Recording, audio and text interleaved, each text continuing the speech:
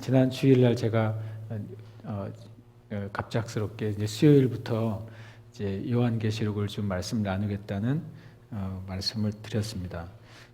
뭐 누구나 어느 목사님들이나 또 말씀을 전하는 분들이나 다 한 번쯤은 요한계시록의 말씀을 또 전하고 싶어하기도 하고 요한계시록의 말씀을 잘 또 풀어서 그것이 유익이 되게 하고 싶은 그런 이제 뭐 욕구가 있을 거라고 생각이 듭니다.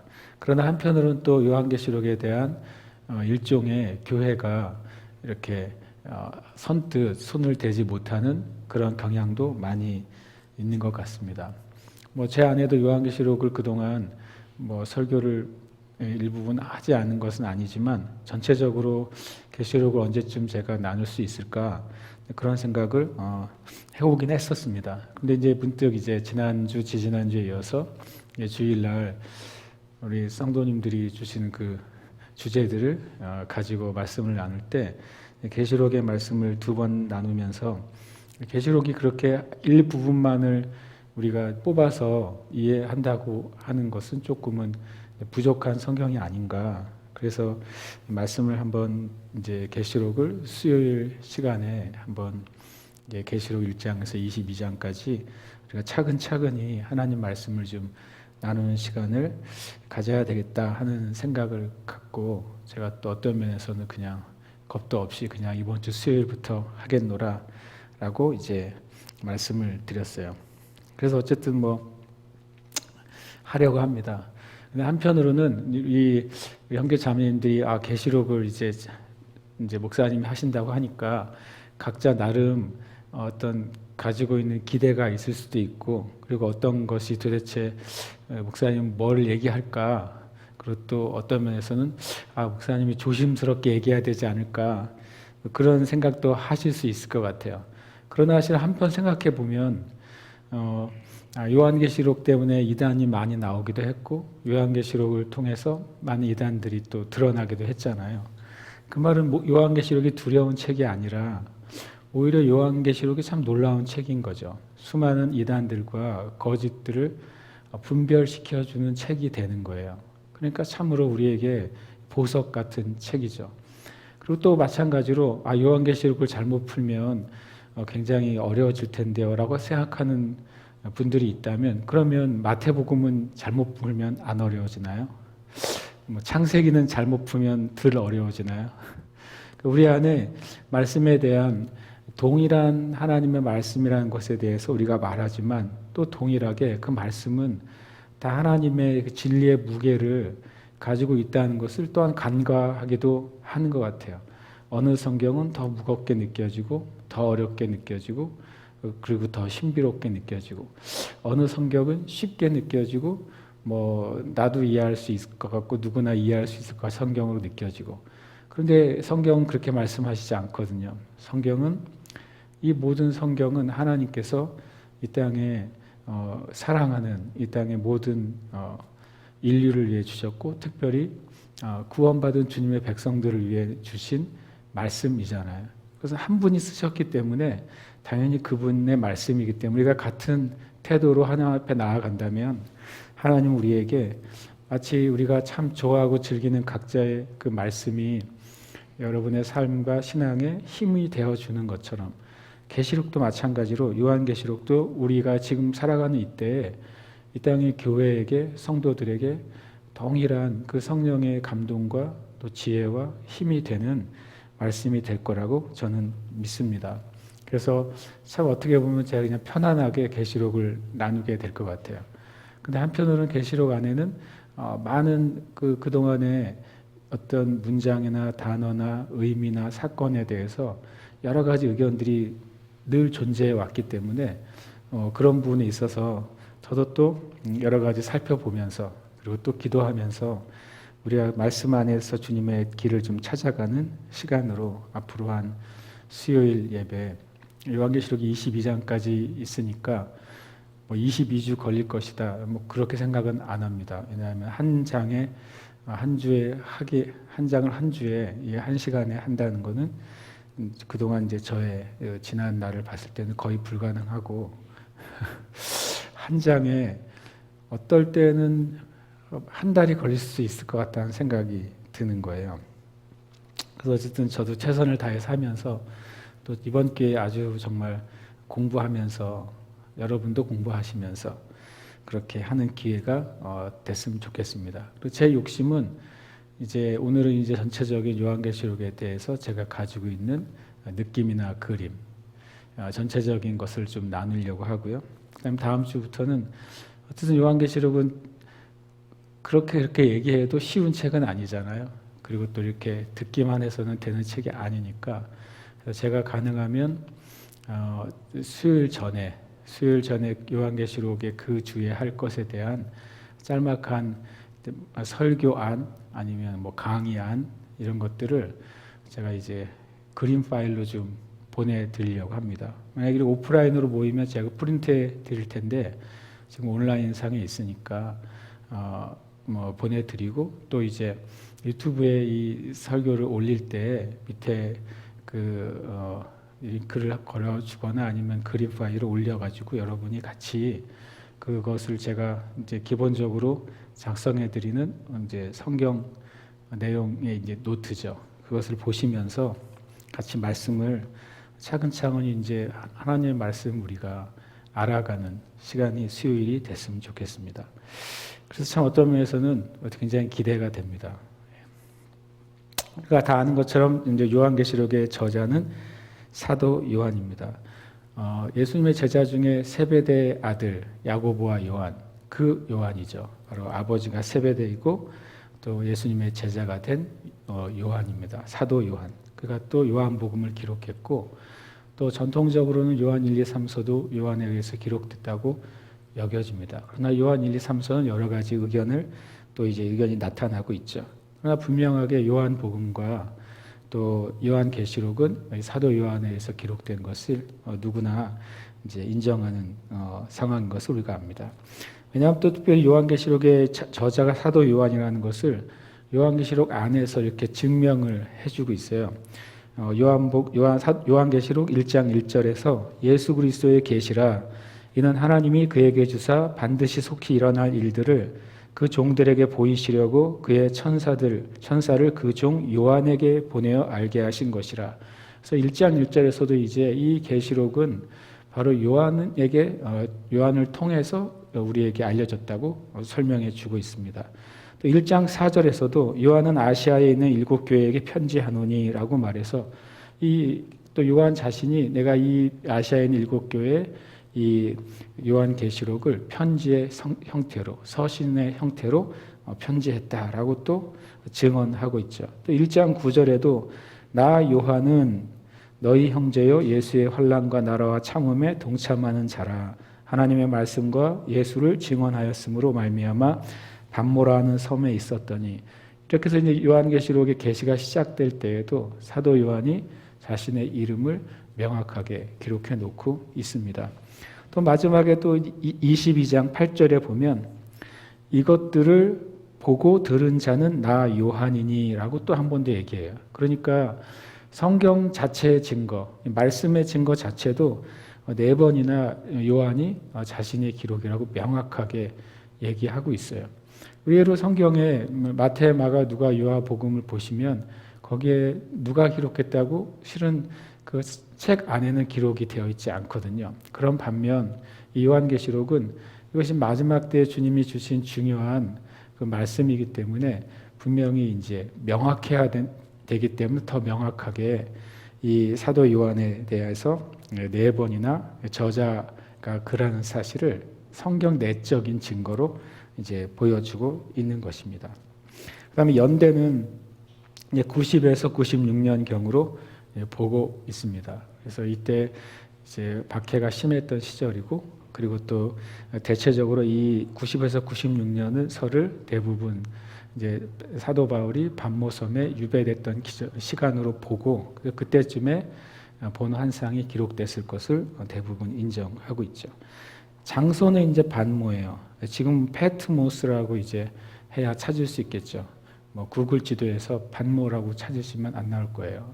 그러니까 페트모스라고 찾으면 이제 지금도 페트모스가 있습니다. 그 섬이 이 1세기에나 지금이나 똑같은 지명으로 불리고 있어요. 신기하게도. 그 역사적인 배경을 보면 로마의 황제 숭배가 극에 달했을 때였어요. 그래서 황제 숭배 때문에 많은 그리스도인들의 기독교 핍박이 많아졌어요.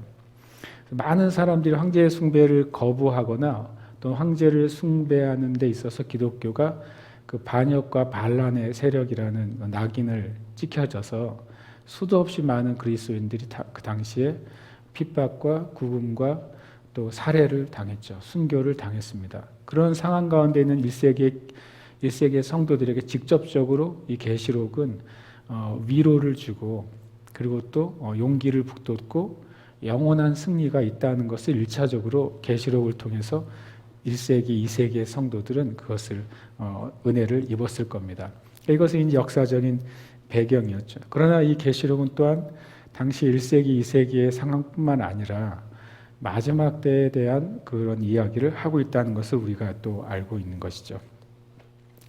지도를 좀 찾아봤더니 이렇게 되어 있습니다. 이게 이제 터키죠. 터키 서부 쪽입니다. 우리 디모데 우리 청년들은 여기가 아주 그립겠죠. 에서버두 사빌라 2020년 딱 1월 달에 이 우한 코로나가 막 터져가지고 이제 그것이 사람들이 이게 뭐냐 이러고 있을 때 우리 디모데 형제 자매들은 여기를 다녀왔어요. 제일 부러워요. 여기에 익숙한 그 에베소 서머나 버가모, 두아디라, 사데, 빌라델비아, 라오디게아 교회가 이렇게 물려 있는 것이 이 터키의 남서부이죠. 거기에 조그맣게 이제 반모 섬이 있어요. 이 반모 섬이 이제 이 에게해에 있는데 이 터키와 그리스 사이에 있는 거죠. 이 반모 섬이 있습니다. 아마도 지금은 이게 터키령이 아니라 그리스령일 가능성이 많습니다. 지도상에는 다 터키 쪽에 있는 섬들인데 실제로 국경선을 보니까 에게해에 있는 대부분의 섬은 다 그리스 국경 안에 속해 있더라고요. 신기하게. 그리고 이 반모를 좀 보면 여기에 있어요. 이렇게 빨간 거 조그만한 게 이게 반모예요. 페트모스라고 그러고요. 위에 거기서 위쪽에 잠깐 오른쪽에 보면 에베소가 있죠. 그 에베소에서 이 반모까지의 거리는 한 90km 정도 된다고 합니다. 그리고 이제 반모 섬은 완전히 거의 돌로 된 섬이라 그래요. 돌 투성이의 섬이죠. 그러니까 거기에 로마 제국의 정치범들을 가두어 놓은 유배지예요. 돌 투성이의 섬이니까 거기서 제대로 된 경작을 해서 식량을 공급할 수도 없고 제대로 뭐 이렇게 집을 지어서 살 수도 없고 그래서 실제로 이 페트모스에 저도 한번 나중에 가보고 싶은데 거기에 가면 사도 요한이 그 계시를 받았다고 하는 동굴이 성지로 되어 있다고 합니다. 집이 아니라 동굴이에요. 그러니까 이 페트모스라는 섬이 지금도 뭐 돌로 가득 찬 그런 곳인데 이제 과거에는 진짜로 황량한 그런 땅이었다는 것이죠. 거기에 정말 그냥 갖다 두면 죽어도 좋고 뭐 안 죽으면 뭐 그런 죽음의 아주 열악한 상황 가운데서 있게 되는 유배지였던 것이죠. 그리고 또 거기 이제 1088년에는 그 자리에 이제 성 요한 수도원이 세워져 있고 지금 현대 뭐 지도를 보면 그 사진을 보면 꽤 이래저래 이제 건물들도 많이 들어서 있는 섬입니다. 이 섬에서 주님이 전 마지막 때의 일에 대해서 이 사도 요한에게 계시해 주셨고 이 작은 섬에서 받은 그 계시가 기록된 것이 성경 맨 마지막에 우리에게 요한계시록으로 참 왔구나. 이게 처음 이 자체가 저는 좀 감동이 됐어요. 왜냐하면 이 섬의 사이즈가 길이가 16km, 폭이 10km라고 합니다. 그러니까 이 제주도가 이 제주시 서귀포까지가 한 45km 정도 되잖아요. 그렇게 보면은 제주도의 길이가 이제 폭이 10km니까 4분의 1, 또 면적으로 치면 글쎄요, 제주도의 한 8분의 1 이렇게 되겠죠. 예. 아주 작은 섬인 거예요. 어디 도망갈 데도 없고 그런 그 바위투성이의 섬에 그 예수님을 전하고 또 예수님에 대해서 믿음을 지켰다는 그 이유 때문에 이 사도 요한이 나이 많은 늙은 사도 요한이죠. 거기에서 언제 주님 나라에 갈까 실은 그렇게 기대하고 있었을지도 몰라요. 사도 요한은. 그런데 그때 그 동굴에서 정말 그 동굴인지 아닌지 우리가 알 수 없지만 거기서 주님의 그 계시가 열리고 정말 성경의 가장 중요한 계시, 주님이 모든 주님의 일들을 완성하는 계시죠. 단순히 저는 계시록이 왜 중요하냐면 계시록이어서 중요한 게 아니라 주님께서 말씀하신 것들, 창세기에서부터 시작해서 주님이 말씀하신 모든 것이 완성되는 것을 본 거예요. 이 사도 요한이. 그러니까 얼마나 영광스럽습니까? 그것을 이 자그마한 정말 이거 확대해서 봐도 조그마한 점과 같은 이 섬, 거기에 주님이 임하셨다는 것이죠. 그래서 하나님의 역사는 아주 빛나는 곳, 영광스러운 곳, 거기서 의외로 일어나지 않더라고요. 이 당시에 이 사도 요한의 시절에 가장 빛나는 곳은 어디였겠어요? 로마였겠죠. 빛나는 로마에 있던 누군가에게 이 요한계시록의 계시가 임하지 않았고 또 영적으로 어떻게 보면 예루살렘이나 안디옥 같은 굉장히 거룩하고 영광스러운 곳, 하나님의 역사가 시작된 곳, 거기서 계시록이 임하지도 않았고 참 놀랍게도 정말 눈을 씻고 봐도 잘 보이지 않는 곳, 당시엔 일반적으로 개인적으로 갈 수도 없는 곳, 그 페트모스라는 작은 섬에서 마지막 때 하나님이 모든 것을 완성하시고 주님의 계획이 성취되는 것을 거기서 보게 됐다. 이건 참 많은 생각을 갖게 하는 것이죠. 여러분이 각자 있는 자리가 남들이 보기에 화려하지 않을 수도 있고 남들에게 주목을 받지 않는 자리일 수도 있고 심지어는 나에게 맡겨진 삶이 그렇게 그냥 평범하고 일상적인 삶일 수도 있어요. 그런데 하나님의 놀라운 일들은 바로 거기서 시작이 되는 거예요. 바로 거기서. 저와 여러분의 삶 가운데 이런 지금 있는 여러분의 자리가 이 새로운 영적인 그 페트모스, 반모의 그 계시가 임하는 그 자리가 되시기를 축복합니다. 요한계시록 참 이제 제가 주일날도 얘기했지만 한 번 더 이거는 나눠야 될 것 같습니다. 저는 요한계시록을 마지막 때 교회들에게 보낸 주님의 편지라고 이해합니다. 왜냐하면 요한계시록 1장 4절에서 요한은 아시아에 있는 7교회에 편지한다 라고 말씀하고 있고 또 요한계시록 1장 11절에도 이르되 네가 보는 것을 두루마기에 써서 에베소, 서머나, 보가모, 두아디라, 사데, 빌라델비아, 라오디게아 등 7교회에 보내라 이렇게 말씀하고 있어요. 또 계시록 1장 20절에는 네가 본 것은 7별의 비밀, 7금초대, 바로 7별은 7교회의 사자, 7촛대는 7교회다 라고 말씀하시고 또 7번이나 반복해서 계시록 3장 22절에 이제 마지막에 7번째 귀 있는 자는 성령이 교회들에게 하시는 말씀을 들을지어다 이렇게 말하고 있어요. 그리고 아주 이제 결론적으로 계시록 22장 16절에는 나 예수는 교회들을 위하여 내 사자를 보내어 이것들을 너희에게 증언하게 하였노라. 이것은 아주 이 계시록에 사도 요한이 기록했다는 사실을 4번이나 명시적으로 쓴 것과 똑같이 이 계시록의 수신자들이 바로 이 땅에 주님의 몸인 교회들이다 라는 사실을 계속해서 반복하고 있는 거죠. 10번 이상. 바로 그래서 이 계시록은 마지막 때를 살아가는 교회들, 그리고 교회 안에 있는 주의 성도들에게 보낸 편지예요. 그러니까 이 계시록은 특별히 신학적 훈련을 받은 어떤 신학자만 계시록을 연구할 수 있는 책이 아니다.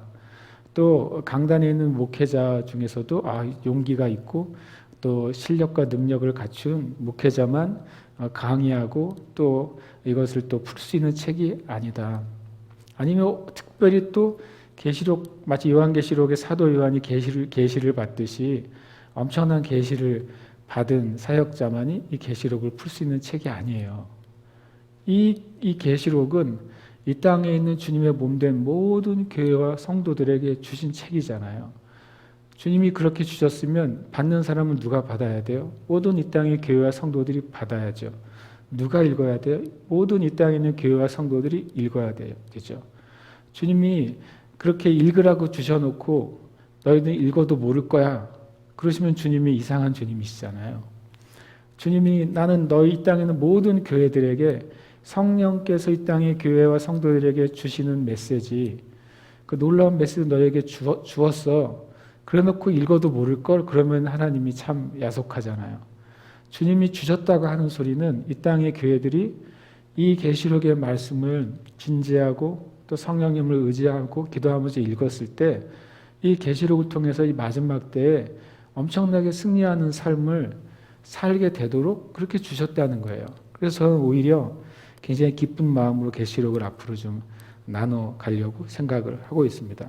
물론 중간에 우리가 이제 풀어야 될 숙제들은 있어요. 그런데 창세기를 봐도 풀어야 될 숙제가 있고 마태복음을 봐도 풀어야 될 숙제가 있더라고요. 그러면 계시록에도 뭐 그런 숙제들을 우리가 하나님 안에서 말씀 안에서 길을 잃지 않고 우리가 풀어나가면 될 것 같아요. 그 다음에 이제 계시록의 내용이 뭐냐, 이게 이제 중요하죠. 전체적으로 계시록의 내용이 뭐다라고 하는 것을 우리가 좀 아주 간단하지만 계시록에 써 있는 것을 근거로 해서 이해해야 돼요. 앞으로 제가 이제 그 얘기를 자주 할지 모르겠는데 요한계시록에 되어 있는 어떤 주제들, 마지막 때에 일어날 어떤 주제들, 성경에서 말씀하고 있는 어떤 주제들을 뜻이 뭐예요? 라고 묻는다면 우리는 최우선적으로 요한계시록 자체에서 증거하는 것을 먼저 찾아내야 돼요. 그게 1번이죠. 그리고 그게 정답이에요. 그러면 그걸 찾은 다음에 그것이 어떤 의미로 어떤 다른 말씀의 관계에서 쓰여졌는지를 우리는 찾을 때 하나님의 마음을 이해하는 거지 우리가 학문을 이해하는 게 아니에요. 근데 요한계시록의 내용은 또 감사하게도 요한계시록에 써 있어요. 요한계시록에 이런 걸 썼어라고 써주셨어요. 요한계시록 1장 19절입니다. 그러므로 네가 본 것과 지금 있는 일과 장차 될 일을 기록하라. 예수님께서 하신 말씀이잖아요. 예수님께서 사도 요한에게 네가 본 것 그리고 지금 있는 일, 장차 있는 일을 기록해라. 그렇게 말씀하시고 22절에 나 예수는 교회들에게 이것을 썼어라고 말씀하셨으니까 계시록 전체 내용은요. 딱 이 세 가지예요. 네가 본 것. 네가 누구예요? 사도 요한이죠. 사도 요한이 본 것이 첫 번째 계시록의 내용이고요. 두 번째는 지금 있는 일이라고 표현하셨어요. 지금 있는 일. 이것은요, 지금 있는 일이면 1세기의 일만 말한다라고 생각할지 모르겠어요. 근데 1세기의 일만 말하는 것이 아니에요. 이것은 뭐냐면 이 땅에 일어난 어떤 현상을 얘기하고 있어요. 보이지 않는 현상과 보이는 현상이요. 그 다음에 장차 될 일. 이게 이제 계시록에 우리가 제일 궁금해하는 부분 중에 하나가 바로 장차 될 일이죠. 그런데 성경은 항상 우리가 이 세 가지 주제가 실은 계시록의 내용이에요. 그런데 우리의 관심은 장차 될 일에 엄청 관심이 많은데요. 그런데 아십니까? 1층 없는 2층은 불가능하잖아요. 1층을 짓지 않고 2층을 올린다?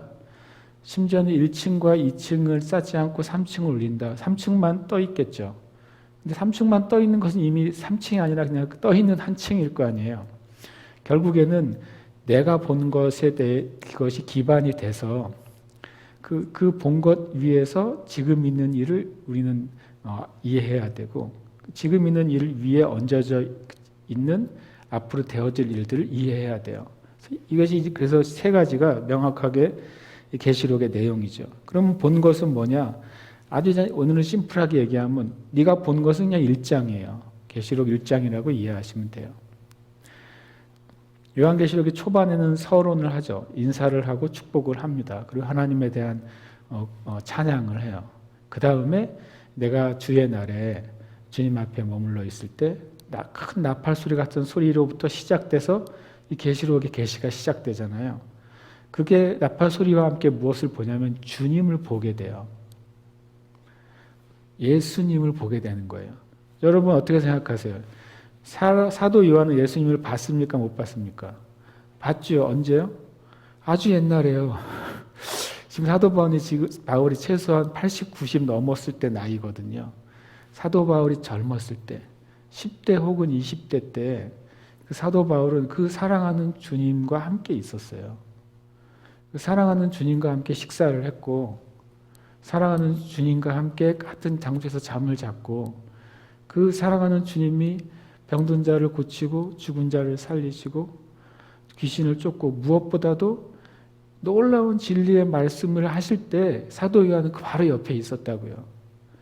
그리고 잡히시기 전날 밤에도 마지막 만찬 때도 사도 요한은 같이 있었어요. 만약에 성경에 나오는 인물 중에 예수님을 한번 그려보라고 하면 제일 잘 그릴 수 있는 사람 중에 한 명이 사도 요한 아니겠어요? 몽타주를 그리라고 그러면 제 생각에는 사도 요한이 그린 그림이 제일 육신의 예수님과 가까울 거라고 저는 생각해요. 근데 그가 예수님을 봤는데 놀라운 주님을 본 거예요. 그것이 이 1장이에요. 1장. 저는 이 사도 요한이 그때 주님을 봤을 때 거기 성경에서는 쓰러져 죽은 것 같이 됐다고 말하고 있어요. 그러니까 육의 눈으로 알고 보았던 주님이 아니라 부활하여 하나님의 보좌에서 온 세상을 다스리시는 그 만왕의 왕 만주의 주이신 예수님, 그 예수님의 정말 영적 실체, 신이신 예수 그리스도의 실존을 보게 되는 거죠. 그것은 엄청 놀라운 계시예요. 그것이 이제 본 것입니다. 그 다음에 그 예수님에 의해서 이제 이 세상에 있는 상태를 판단하시죠. 그것이 2장과 4장이에요. 제가 보통 지금 있는 일을 대부분의 이제 여기저기 참고를 좀 해봤더니 2장, 3장으로 많이 적어놨더라고요. 그럼 그거는 왜냐하면 딱딱 내용이 끊어지니까 2장, 3장은 7교회에 보낸 그 성령의 편지들, 그리고 메시지들이 있으니까 이거 지금 있는 일이야 라고 정리하기가 아주 쉬운 것 같아요. 근데 제가 왜 4장이라고 했냐면은 실제로 4장 이후부터 인이 떼어지면서 앞으로 될 일들이 일어나거든요. 근데 4장은 그냥 하늘의 모습이 그냥 보여요. 하나님의 보좌가 있고 보좌 주변에 24장로가 있고 네 생물이 있고 그룹들이 있고 그들이 하나님을 찬양하는 찬양의 가사들이 묘사되어 있단 말이죠. 그것은 미래에 있을 일이 아니라 실은 지금 있는 일이잖아요. 그래서 저는 이렇게 정리를 좀 이제 더 하려고 하는데요. 2장과 3장은 이 땅의 상황이에요. 이 땅의 교회의 영적 상황을 보여주고 있어요. 그것이 지금 있는 일이죠. 지금 이 땅의 상황이 2장과 3장이다. 4장은 하늘의 지금의 상황이에요. 근데 하늘의 상황은 영원부터 영원까지 동일하다는 거예요. 하나님께서 과거나 현재나 미래 영원토록 동일하시잖아요. 그렇기 때문에 이 4장의 상황은 요한계시록 4장에 일어난 일이 아니라 바로 이 요한계시록 4장은 온 우주를 다스리시고 창조하신 그 영원하신 하나님이 계신 그 보좌인 거예요. 그러니까 영원한 장소죠. 영원한 장소고 끝이 없는 장소죠. 그래서 저는 그것을 지금 있는 일에 포함을 시켰어요. 이것은 제가 나눈 거예요. 그거 나눴다고 이단은 안 되니까 괜찮을 것 같아요. 어쨌든 제가 나누면서 근거를 나중에 좀 더 나누려고 합니다. 그 다음에 장차 될 일은 5장에서 22장이에요. 말 그대로 5장부터 이제 7인이 떼어지기 시작합니다. 그것은 계속 무엇이 일어나는 것을 이 앞서서 이 사도 요한이 보고 있고 하나님께서 천사를 통해 사도 요한에게 보여주시고 있죠. 그리고 22장은 결국에는 영원한 그 하나님 나라의 회복, 새 예루살렘이 회복되고 그리고 새 예루살렘을 통해서 하나님의 나라가 우리 가운데 우리가 그 안으로 들어가는 것. 그리고 영원한 이제 소망을 가지고 이제 22장까지 끝나게 돼요. 저는 이제 이 계시록에 있는 걸 근거로 해서 1장 19절을 근거로 해서 계시록의 내용은 이렇게 큰 세 가지 덩어리로 저는 나누고 말씀을 나누려고 합니다. 그리고 이제 이 특별히 장차될 일의 5장에서 22장은 바로 창세기서부터 시작해가지고 모든 하나님의 예언이 성취되는 그 말씀의 완성을 우리에게 보여주고 있어요. 그렇게 보면은 우리가 계시록을 읽을 때 참고해야 될 게 있다면 오히려 창세기일 거예요. 창세기가 처음이고 계시록이 마지막이니까. 하나님이 계시록에서 또 예수님이 계시록에서 계속 자주 말씀하시는 게 나는 알파와 오메가다. 처음과 끝이다 라고 말씀하셨어요. 성경의 처음은 창세기죠. 창세기 처음, 성경의 끝은 계시록이에요. 이 처음에 시작한 것을 성경 계시록 마지막에서 이루시는 분이 하나님이신 것이죠. 그리고 이제 계시록을 왜 읽어야 될까? 이것도 이제 어떻게 보면 오늘 좀 나누고 싶은 주제예요. 계시록 굳이 뭐 읽어야 됩니까? 당연히 읽어야죠. 왜냐하면 성경이 결론이기 때문에 읽어야 돼요. 아주 다들 성경의 결론이라는 얘기를 하시면서 비슷한 얘기를 하잖아요. 만약 영화를 보다가 마지막 클라이막스 15분을 안 보고 나왔어요. 그럼 영화를 본 거예요, 안 본 거예요? 안 본 거죠. 심지어는 제일 중요한 걸 안 본 거죠. 책을 읽다가 나 거기다 읽었는데 끝에 10페이지 안 읽었어. 그럼 책을 본 거예요, 안 본 거예요? 안 본 거죠. 이 성경이 성령 안에서 이 66권으로 묶여졌어요. 66권이면서 한 권의 책이란 말이에요. 그런데 우리가 계시록은 아무나 풀면 안 돼, 아무나 읽으면 안 돼, 잘못 읽으면 이거 큰일 나. 그래서 계시록을 안 읽었다. 미안하지만 성경을 백독했는데 계시록을 매번 안 읽었다. 그 사람은 성경을 한 번도 안 읽은 거예요. 성경의 결론이 계시록입니다. 그건 누구나 인정하잖아요. 그러니까 계시록을 읽어야만 돼요. 심지어는 결론을 주의 깊게 읽어야 돼요. 소설이나 영화에서도 앞에 막 여러 가지 사건이 나오고 이야기가 나오고 반전에 반전을 거듭한다고 생각해 보세요. 그것만 가지고 결론을 내가 100% 알을 수가 없잖아요. 만약에 추리소설 같은 소설은 더 심하겠죠.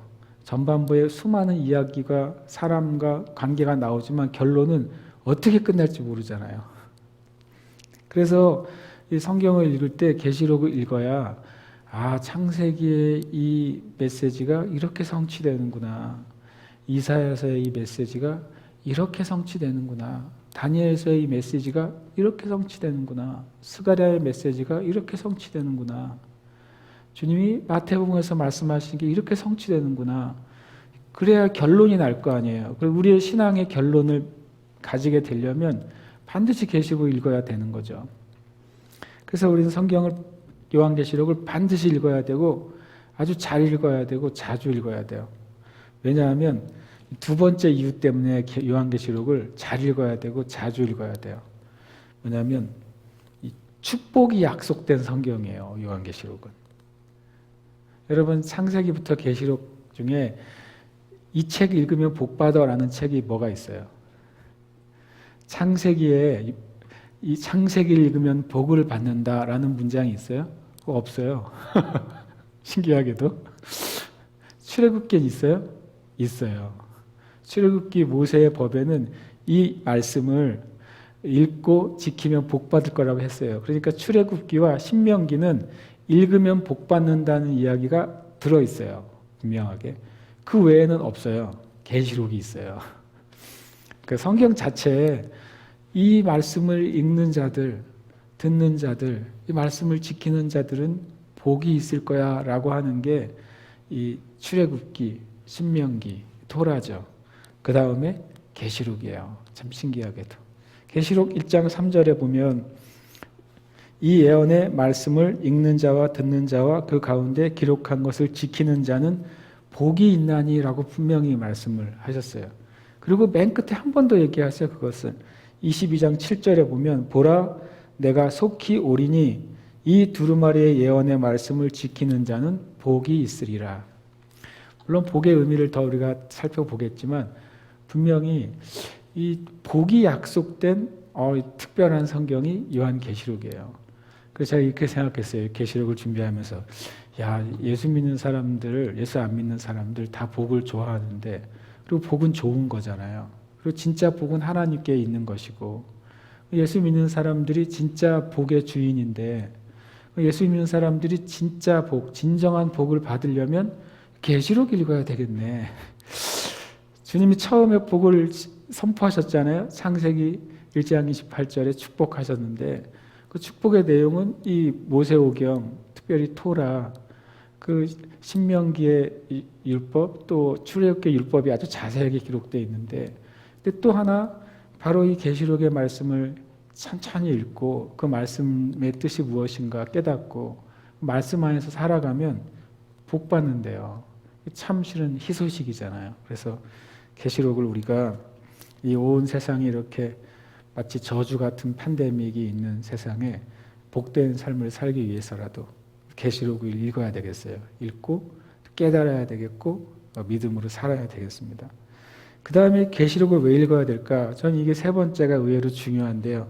계시록은 나와 교회의 현실이에요. 저와 여러분의 창세기부터 계시록까지 책 중에 실제 우리의 때하고 딱 맞는 책이 있다면 뭐예요? 이 계시록인 거예요. 우리가 창세기 때 살고 있지 않잖아요. 우리가 다니엘서 때 살고 있지 않잖아요. 사도행전 때 살고 있지도 않아요. 근데 우리는 어느 때는 살고 있어요? 계시록 때 살고 있어요. 감사하게도 우리가. 이것은 나와 이 땅의 교회의 현실이에요. 이게 제일 현실적인 책이 계시록인 거예요. 그래서 제가 이제 계시록을 왜 읽어야 될까 이렇게 제가 주제를 적어놓고 가만히 생각하다가 이 세 가지를 깨닫게 됐어요. 아, 이 계시록은 성경의 모든 예언의 결론을 보여주는구나. 계시록은 성경에 복이 약속된 몇 개 안 된 책 중에 하나구나. 그 다음에 이 계시록이야말로 내가 살아가는 내 현실하고 딱 맞는 성경의 유일한 책인 거예요. 실제적으로 같은 시대의 책이에요. 계시록은. 그래서 이 계시록을 우리가 읽어야 되고 할 수 있으면 더 자세히 읽어야 되고 그리고 말씀을 이해해야 되겠어요. 그럼 요한계시록은 어떻게 읽을까? 어떻게 앞으로 읽으려고 하냐면 첫 번째로는 문맥과 의미를 이해하면서 읽으려고 합니다. 문맥과 의미를 이해해야 돼요. 그냥 모든 단어 하나하나를 마치 영적인 의미를 다 부여하고 영적인 계시적인 뜻을 다 부여해 가지고 뭔가를 막 흩어져 있는 그 레고를 맞추듯이 막 짜맞춰 가지고 그렇게 계시록을 이해하면 안 되는 것이죠. 오히려 거꾸로죠. 계시록이라는 큰 이제 레고로 만든 계시록이 있고 그걸 하나하나씩 살펴보는 게 계시록이에요. 아직 내가 많은 조각들을 가지고 계시록을 만들어내면 안 되는 거예요. 그래서 저는 이 문맥과 의미를 이해하면서 읽어야 돼요. 그렇기 때문에 이제 한 가지 우리가 작업을 해야 될 게 그 단락을 잘 나누는 것, 그리고 단락에 대한 소제목을 우리가 정해보는 거예요. 만약 1절에서 10절까지 있으면 이거는 내용이 1절에서 3절, 3절에서 6절, 7절에서 10절까지 세 개의 단락으로 나눠지네. 그럼 1절에서 3절은 한두 단어로 뭐라고 표현하면 이해하면 좋을까? 그런 걸 제가 이제 시도해 보려고 하는 거죠. 나중에 단락과 소제목을 내가 기억하게 되면 계시록의 전체적인 그림을 내가 가지게 되고, 그리고 누가 엉뚱한 말을 해도 이거는 이 단락과 문맥과 의미에 의해서 그거는 좀 전혀 말이 되지 않는 말이네요 라고 우리가 분별할 수 있게 될 거예요. 그래서 단락과 소제목을 좀 이제 하나하나씩 만들어가는, 물론 기존에 많은 단락과 소제목들이 되어 있어요. 자료들이. 그런 것들 제가 참고하기도 하고 또 제가 나름대로 그것들을 같이 우리가 이해할 수 있는 면으로 만들어 가보려고 하죠. 두 번째, 계시록을 읽을 때 성경 전체와 조화되게 읽는 게 중요해요. 계시록만 따로 존재하지 않잖아요. 계시록에 있는 말씀이 명확해지려면 이 계시록이 어떤 성경의 성취인가, 또 어떤 성경에서 말씀하시는 것과 연관이 있는가, 이런 것들을 이해하게 되면 당연히 계시록에 대해서 우리가 명확한 그림이 가지게 되겠죠. 그래서 이 성경 전체와 조화되게 읽기 위해서 제가 사용하려고 하는 것은 관주와 배경이에요. 이미 성경을 많이 그동안 연구했던 분들이 이 성경의 구절들이 다른 어떤 성경과 연관성이 있다는 것을 깨닫게 되고, 그것들을 이제 많이 관주로 이제 이미 나와 있죠. 그래서 관주들을 제가 좀 미리 공부하면서 성경 전체와 어떤 조화를 가지고 말씀을 풀어보고자 하고요. 그리고 분명히 이 계시록이 쓰여졌을 때 거기에 있는 단어들과 거기에 있는 어떤 표현들은 지금의 단어와 표현이 아닐 경우가 있어요. 그러면 당시에 그 단어와 표현들이 의미하는 문화적인 또는 당시의 어떤 이제 역사적인 배경들을 알 때 우리가 엉뚱한 이해를 하지 않을 수 있는 거죠. 그래서 관주와 배경들을 제가 찾고 여러분과 함께 나누면서 말씀을 읽어가려고 합니다. 그다음에 세 번째가 또 중요해요. 항상 세 번째 중요하죠. 세 번째 마지막으로는 기도하면서 읽는 거예요. 이거 그게 제일 중요한 것 같아요. 제 자신이 이 계시록을 또 물론 모든 성경의 말씀을 기도하면서 읽고 준비해야 되는 게 맞죠. 그러나 한편 또 특별히 이제 제 마음에 또 감동을 주셔가지고 수요일 날 이제 새롭게 시작을 하다 보니까 기도하면서 읽는 게 계시록을 읽는 최고의 방법이구나. 그래서 우리가 실천을 해야 되겠어요. 이제 매일 기도를 해야 돼요. 매일 기도는 저는 주님이 말씀을 제가 주님의 의도, 주님의 마음, 주님의 계획을 제가 이해하게 해달라고 기도하면서 읽어야 되겠어요. 이것은 이제 저만 그러면 안 되고 여러분도 그렇게 하셔야 돼요. 특별히 저를 위해서 그렇게 기도해 주셔야 돼요. 우리 고흥영 목사님이 계시록의 말씀을 하나님의 그 마음과 뜻을 이해할 수 있도록 지혜를 달라고 여러분이 기도해 주셔야 돼요. 이렇게 잘 읽으면 우리가 요한계시록을 참 재밌고 그리고 아주 은혜롭게 말씀을 이해할 수 있는 시간을 앞으로 이제 매주 수요일 날 갖게 될 것 같습니다. 물론 이제 이 요한계시록이라는 것을 설명해 놓은 또 주석해 놓은 그리고 풀어 놓은 책들이 아마 수백 수천 권일 거예요. 저도 물론 가치 있다고 생각되는 것은 찾아볼 겁니다. 그래야 제가 또 세상에 전에 없던 해석을 제가 스스로 하면 안 되니까요. 그런데 이제 중요한 게 있어요. 오늘 마지막으로 나누고 싶은 거는 모든 성경에 대한 기본적인 동일한 하나님의 원칙이 있다는 걸 이해를 해야 됐으면 좋겠어요. 디모데후서 3장 15절 17절은 저는 성경에 대해서 성경에서 말씀하시는 원칙이라고 생각해요. 15절에 보면 또 어려서부터 성경을 알았나니 성경은 능히 너로 하여금 그리스도 예수 안에 있는 믿음으로 말미암아 구원에 이르는 지혜가 있게 하느니라. 모든 성경은요. 성경의 첫 번째 목적은 구원에 이르는 지혜를 얻는 거예요. 그리고 구원에 이르는 지혜를 전달하기 위한 거예요. 창세기에도 목적이 바로 여기에 있어요. 출애굽기도 마찬가지고 모든 성경의 말씀들은 바로 그 성경을 읽고 그 읽는 자들에게 구원의 지혜가 있게 하기 위해서 주신 거예요. 그 목적이 최우선이고 최종적입니다. 성경을 읽고 엄청난 지혜가 생기고 성경을 읽고 마치 부자가 되고 성경을 읽고 뛰어난 사람이 된들 그가 구원 못 받으면 성경 잘 못 읽은 거죠.